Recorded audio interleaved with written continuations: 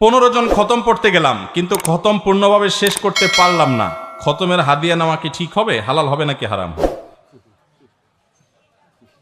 এ হলো হুজুরদের 2 নম্বরই আর কি। খতম পড়তে গেছেন 15 জন মিলে, কোরআনে কারিম 2 পারা করে পড়বেন, অথবা যে খতমই হোক। তো কোরআন খতম যদি হয় তাহলে 2 পারা করে পড়বেন। এখন 1 পারা আধা পারা একটু পড়লেন, পড়ে এবার বলছেন চল যাই, যে দাওয়াত দিছি এবারে তাতে হিসাব নিকাশ নিবে না, টাকাটা নিয়ে চলে গেলেন, বাকিটা পরে পড়ে দিব, আর পড়লেন না।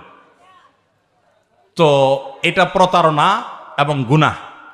আর যদি পুরাপুরি পড়ে ঠিকঠাক মতো তারপরে টাকা নিয়ে যান, তাহলে সেক্ষেত্রে হারাম খাওয়ার গুনাহ। অর্থাৎ 2 দিক থেকেই কি গুনাহ।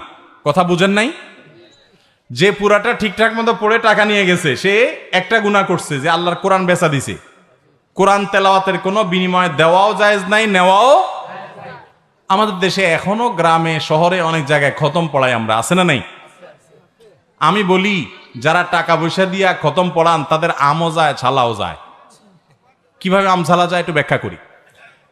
আল্লাহ কোরআনে বলেছেন লাইসা লিল ইনসানি ইল্লা মা সাআ। কোরআনে কারিমে অন্তত 7 জায়গায় আল্লাহ তাআলা এই বিষয়ে কথা বলেছেন।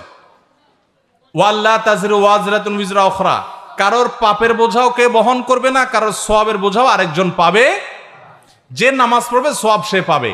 ব্যালেন্স এরকম ট্রান্সফার করা যায়, নামাজের সওয়াব এরকম ট্রান্সফার করা। আমি নামাজ পড়ে বলবো ঠিক আছে আপনার সওয়াব অ্যাকাউন্টে দিয়ে দিলাম, এরকম কোনো সুযোগ।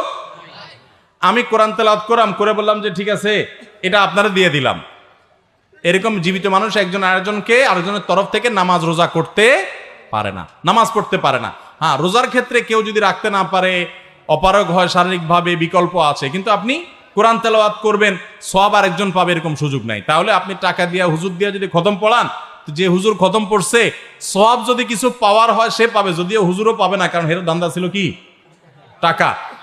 আর আপনি সওয়াব তো পাইলেন না, উল্টা আরো খাওয়াইলেন, টাকাও দিলেন, তাহলে আমও গেল ছালাও গেল। আল্লাহ আমাদেরকে বুঝার তৌফিক দান করুন। নিজের তেলাওয়াত নিজে করবেন, নিজের দোয়া নিজে করবেন। অতএব যে হুজুর দোয়া কোরআন পুরা ঠিকঠাক মতো খতম করে দিয়ে গেছে ওনার গুনাহ একটা হবে, আর যে ফাঁকি দিয়ে গেছে তার গুনাহ হবে 2টা।